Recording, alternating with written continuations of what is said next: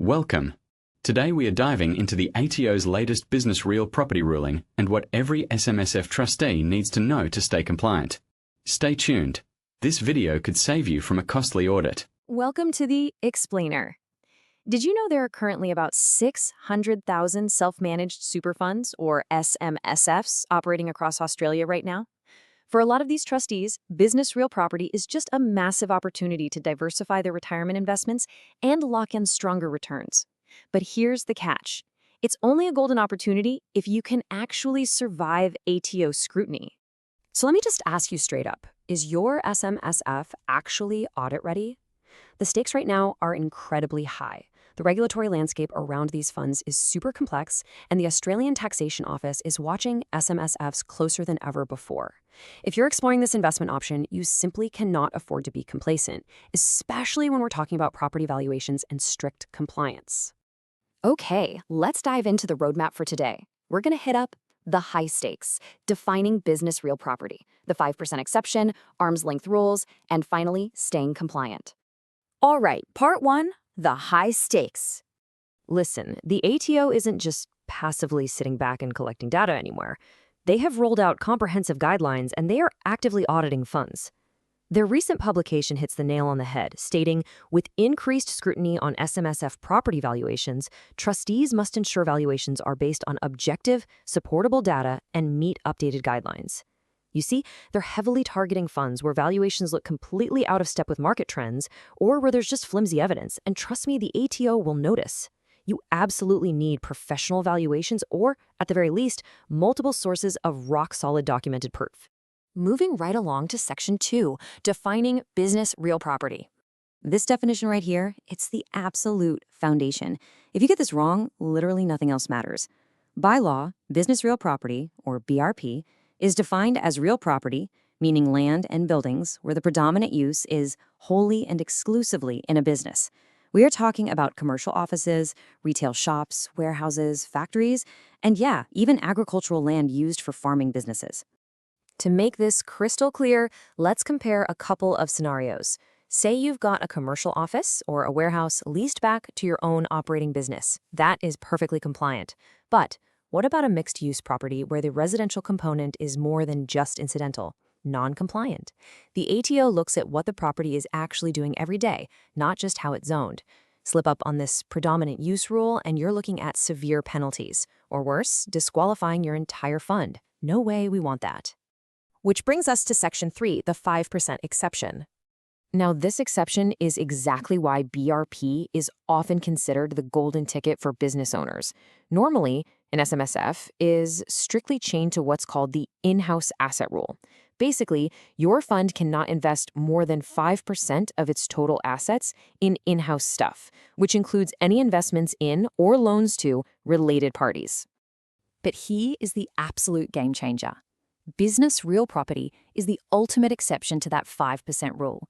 It legally allows you to sell your own business premises straight to your SMSF at market value and then lease it back on commercial terms. It's a massive advantage. You get business stability by staying put in the same location, while your SMSF racks up steady rental income from a reliable tenant, which is you, all in a beautifully tax-advantaged environment. All right, let's talk about the rules of the game in Section 4, Arm's Length Rules. As amazing as that leaseback strategy is, dealing with a related party is kind of like walking a tightrope. One industry expert pointed out, the most common compliance failure we see is related to lease arrangements where rent isn't paid on time or isn't increased in line with market rates over time. It's crazy, right? Minor oversights, like forgetting to bump up the rent for inflation just because you're renting to yourself, can trigger an absolute compliance nightmare. So what exactly is the ATO auditor looking for? Well, they want absolute proof of an arm's length transaction. They want independent property valuations proving you didn't overpay. They want proof of market rental rates. They want to see that rent paid on time in full every single month without fail. And they want commercially reasonable lease terms. Basically, you have to treat this transaction exactly like you would if you were dealing with a total stranger.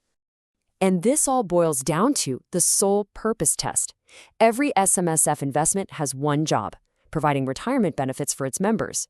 You absolutely cannot use the SMSF relationship to score cheap rent or sweet lease terms for your operating business today. There are 0 current day benefits allowed, period. Okay, let's wrap this up with Section 5, staying compliant. Being proactive is exactly how you sidestep these common pitfalls and keep your fund totally out of trouble. If the ATO challenges your BRP status, you better have written professional confirmation from before you bought it, plus photos documenting its use. Using a limited recourse borrowing arrangement, stick to SMSF experienced lenders and keep your banking completely separate. To handle those tricky arm's length rules, just set up automatic rent payments so you're never late and schedule annual market reviews so you never miss a beat. And for valuations, if you've got high-value properties, play it safe and get a professional valuation at least every 3 years. But look, keeping the tax office happy is really only half the battle.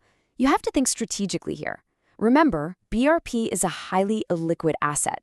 You need a rock-solid liquidity plan to make sure the fund actually has cash when members retire and need those pension payments. You also need to think about diversification.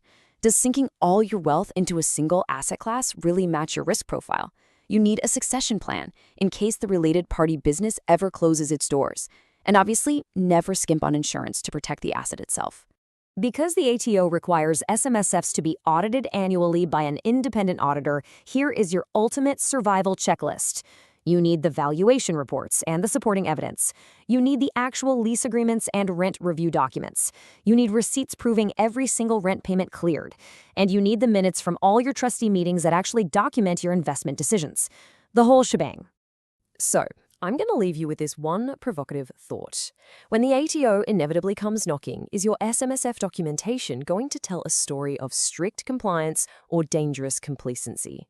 Take some time to review your setup right now. Make sure every single aspect of your property acquisition and management aligns perfectly with the rules, because having that bulletproof documentation is absolutely your best path to a secure retirement.